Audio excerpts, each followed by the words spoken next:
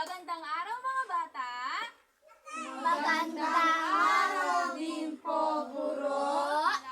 Maari na kayong maupo.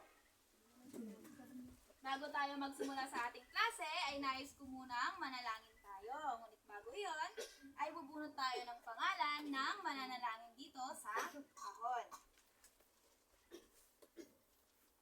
Ang mananalangin ngayong araw ay si Marilyn.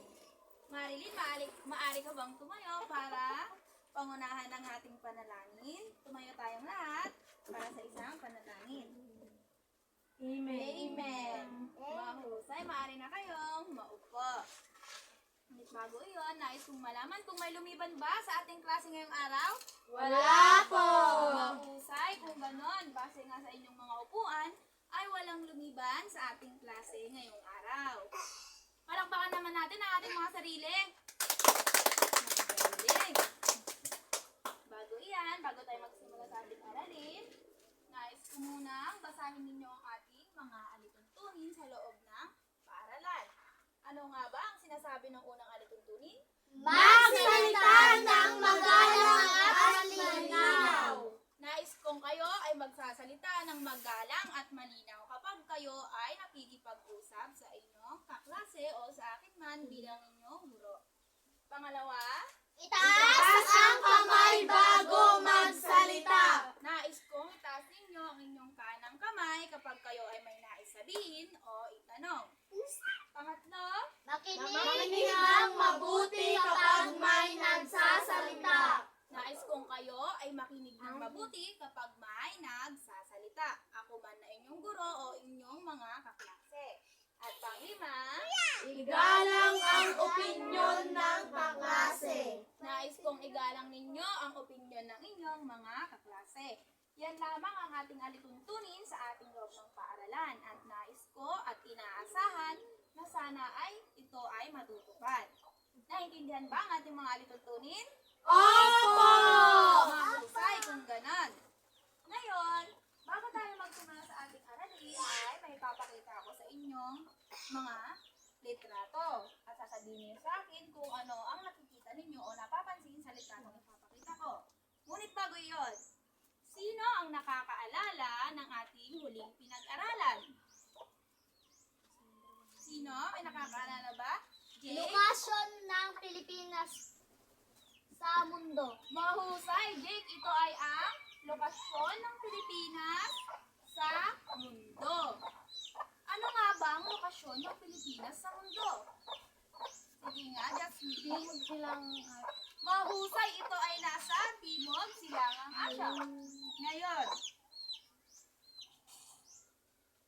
ano nga ba ang nakapaligid sa Pilipinas? Sige nga, Jake. Anyong tubig. Tama, ito ay anyong tubig. Anong mga anyong tubig to? Magbigay nga kayo ng isa. Sige nga, Isneha. Tama, lawa. Ano pa? Sige nga. Pacific Ocean. Tama, Pacific Ocean. Sige nga, Leia G. West Philippine Sea. Mahusay, West Philippine Sea. Sino pa? Meron pa ba? Ikaw ulit, Leia G. Celebes Sea. Mahusay! Napakagagaling nyo talaga. Talagang kayo ay nakikinig sa ating talakayan. Ngayon, maaari bang kayo ay tumayo at bibigyan natin ng palakpak ang ating mga sarili. Tumayo, ang clap na ito ay tinawag na pinakbet clap. Alam nyo ba kung paano gawin ang pinakbet clap? Hindi po. Kaya tuturuan ko kayo. Ganito lang yon. Makinig kayo mabuti. 1, 2, 3. 1, 2, 3. Hindi pa. Pinakbet. Ngayon, ay maaari bang gawin ninyo? 1, 2, 3. 1, 2, 3. Pinakbet. Mahusay. Maaari na kayong maupo. Narito ngayon ang mga litratong aking ipapakita.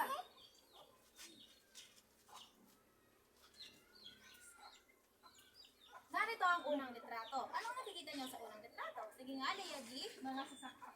Mahusay. Ito ay may mga sasakyan. Sige nga, Jay. Macdo.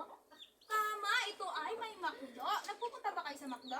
Opo. Mahusay. Sige nga, Sneha. Ano pa iyon? Marami sasakyan at Isang? Tama! Ito ay isang city. Ano pa ang iba niyo nakikita? Mataas na mga building.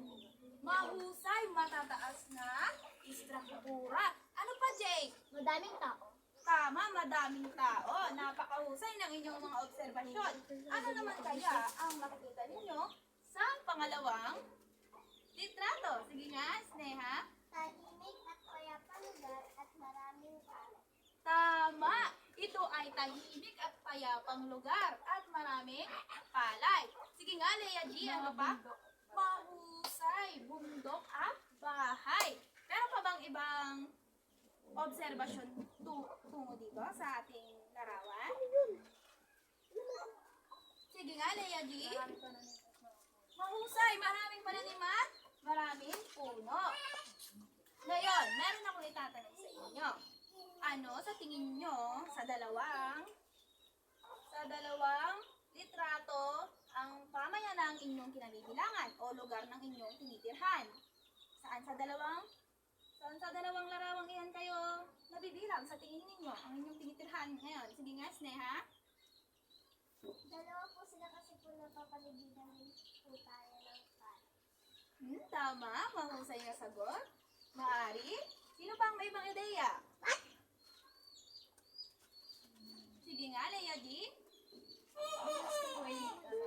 May mga bukirin din dito, tapos may mga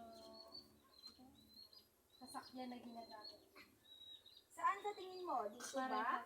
Parehas. Parehas? Sige nga. May iba pa ba? May iba pa bang sagot? Sige nga.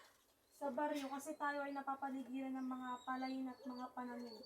Maari na ikaw ay nasa baryo dahil napapaligiran tayo ng mga pananim.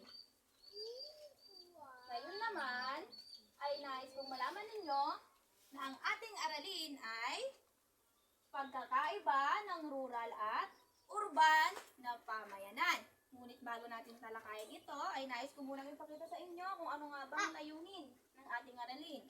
Ano nga ba ang kanyang layunin? Pakibasa nga. Natutukoy ang mga katangian ng rural at urban na pamayanan.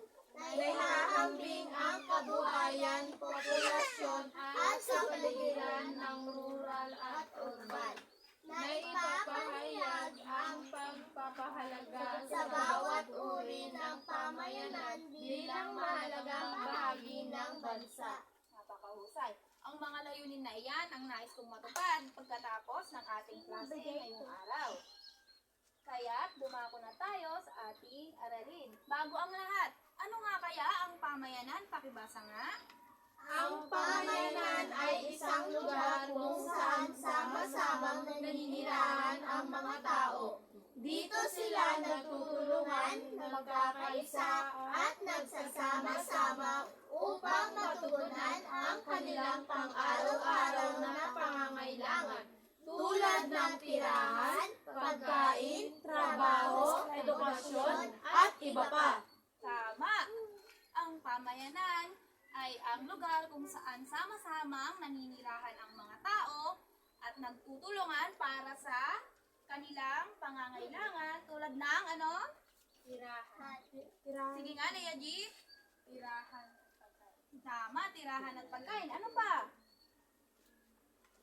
Tirahan at pagkain. Ano pa?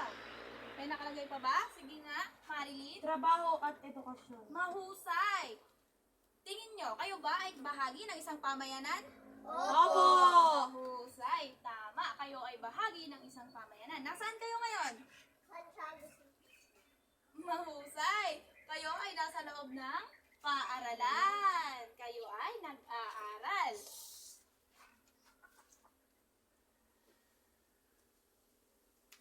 Alam nyo ba may dalawang uri ng pamayanan? Alam nyo ba? Ano sa tingin nyo ang dalawang uri ng pamayanan?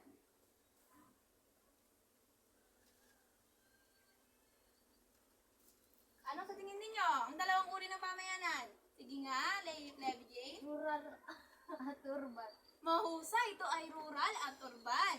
Atin ng pag-aralan kung ano nga ba ang rural at urban. Rural, ano nga ba ang rural?